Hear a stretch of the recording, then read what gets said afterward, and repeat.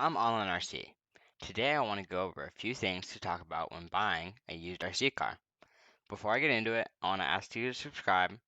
I would greatly appreciate it, and you can always unsubscribe later on. Let's get into it.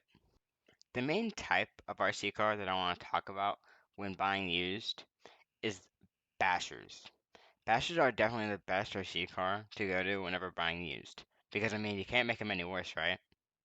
For beginners, I would strongly advise to buy a new RC car, mainly for the lesser chance of mechanical issues, but don't let me stop you if you really want to do that. Alright, let's talk about price. Price is the key component when buying anything, but the way I look at it whenever I'm finding cheap RC cars is to be patient. Honestly, just don't be too eager. Eventually, you'll find an RC car that comes along for cheap and it's in good condition. Alright, so let's say you find this great RC car, it's at a good price. What are you looking at? What are you trying to figure out if it's a good deal? Some main things that I look for is what's included on top of the RC car. Like, is there batteries included? Is there extra little random parts that they never got to use?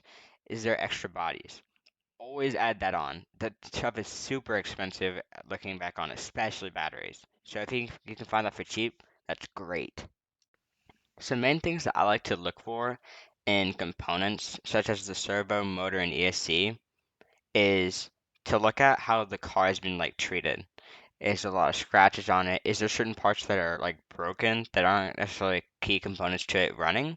Like all that stuff kind of shows how the car was treated. Like after every single run, was an air compressor used on it? Was it cleaned after every run? Always ask that stuff.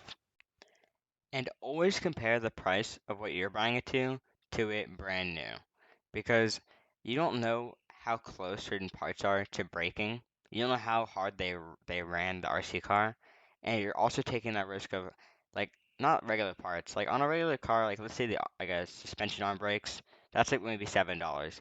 But I'm talking about the motor and ESC, which could be multiple hundreds of dollars. You know what I mean?